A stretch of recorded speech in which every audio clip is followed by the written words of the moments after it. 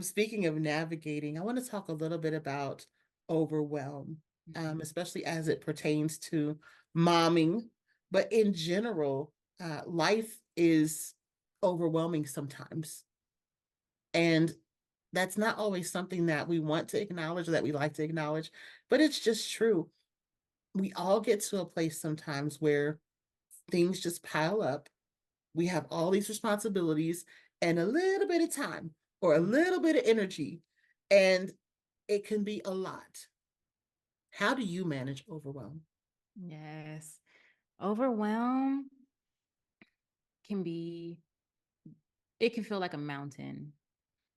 And I've experienced that in my personal life. Throughout the time of getting True assessed, he was home with me every day for a year and 5 months.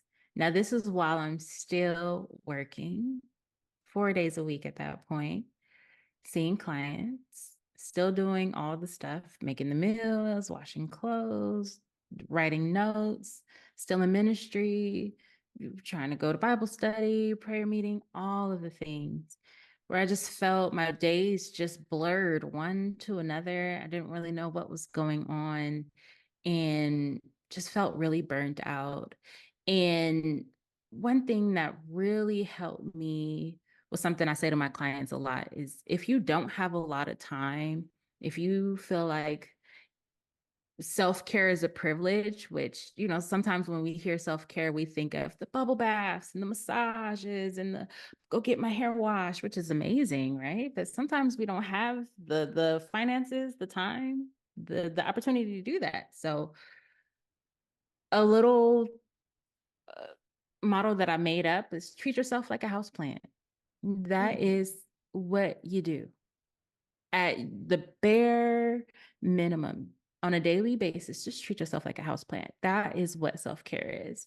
So, what does a house plant need to survive? You need some fresh air, need some water, needs nutritious soil. But for us, that's good food, right? And so I said water, fresh air, good food, and you want to, and some sunshine.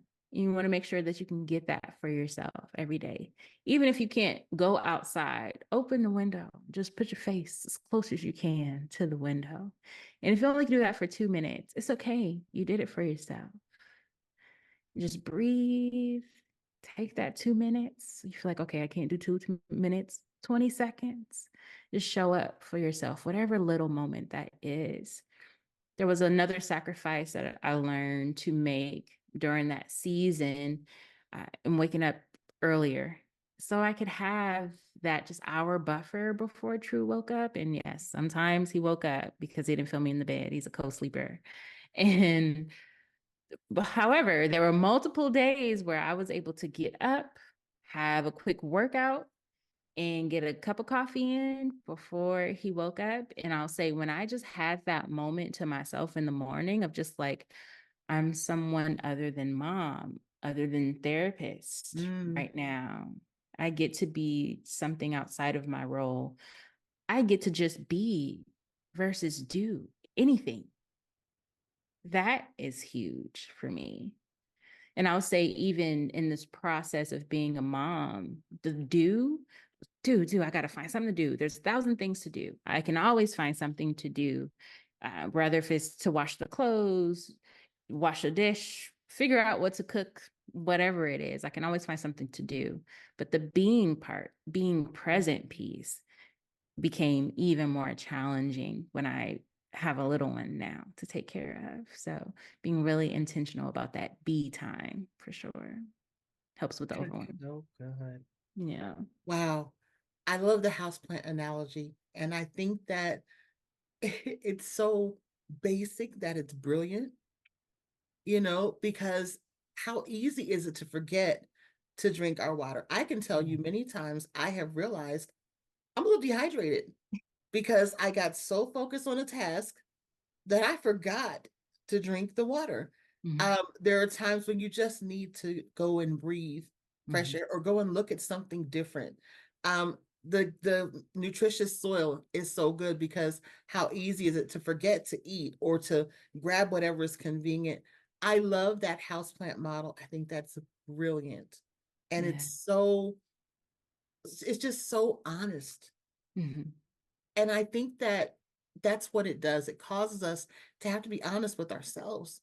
These are things that I need, and it's okay that I need them. Mhm. I also love that you said getting up an hour early gave you time to be somebody other than your roles. It gave you time to touch base with you. And so many times, what I have seen with people, particularly people who live with chronic diagnoses, but people in general, we have a tendency to attach our identity with our activity. And sometimes when our abilities change and our activities change, the identity goes along with it. And so now we have this identity crisis Mhm. because we don't really remember who we were before that role. And so we think that role is all we are. Mhm. And so I love that you make it a priority to stay in touch with who Tiana is before she's a mom, before she's a teacher, before she's a therapist, before she's any of these roles. Who are you? Mhm. And spending time with God and allowing Him to pour that back into you. Because the world can tell you that you're not enough, Yeah. or that you're doing it wrong, or that somebody else is doing it better. And we really need to give God His time to pour truth back into us through His word, through worship, through just being still. It's so powerful. So thank you for sharing that. And I just pray that we will all see ourselves like houseplants Yeah. and make sure that we're getting those things that we need on a daily basis. Yeah. And you said, those questions when you said, like, who am I? Mhm. Outside of these roles, and I'll say, I forgot. I had lost myself. And I had to figure that out. And that helped, in therapy myself. And just because I'm a therapist, please don't think I have arrived and I no longer need it. Weekly, I am going to sit on that couch, just as I invite y'all to find a therapist and sit on the couch so you can Mhm. do the work you need. You need it. You are worth the investment. Your mental health, your emotional health, you are worth the investment. In doing that, it helped me figure out, like, oh, I don't know who I am. And also doing this and getting out of the divorce, I had to figure out who I was as no longer married also. So there was just a whole lot of change. I didn't know who I was really. And those questions were fuel to me even writing. I've written three books, and one of them is a journal. It's a guided journal, and it has prompts. We're asking specific questions like that. Who am I? You set your timer for 5 minutes and just write. No judgment. Just see what comes. If Mhm. you get stuck, it's okay. Just write, I'm stuck right now. That's who I am, right? And just continue and see what comes up. You're asking yourself these other questions of, like, who defines me?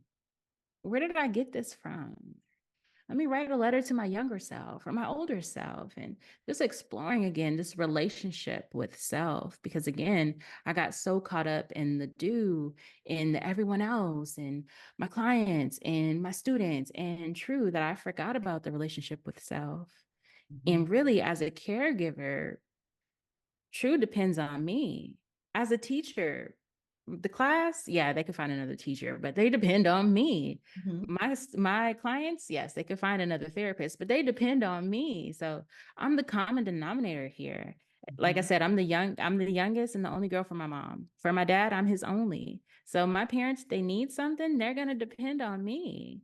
So again, I'm the most important thing here, and not in a cocky way, but I'm the Right. common denominator. I have to be the best self that I can be, not only for them, but I deserve to be the best just for me also.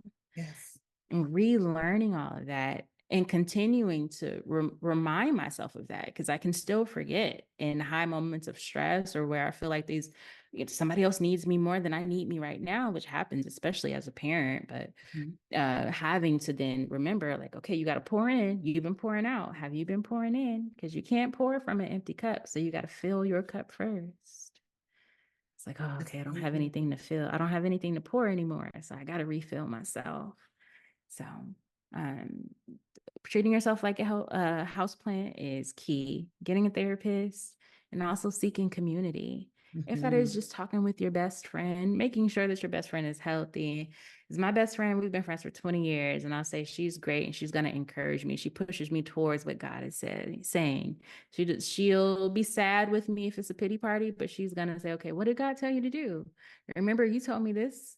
God said this. And she's going to remind me of those things and keep me going. But that piece, the community piece, was really hard for me also, of opening up and feeling like I'm supposed to be super mom. I'm supposed to figure this out and know it. I'm a therapist. I shouldn't have to, have to lean on other people, or they don't really want to hear my problems.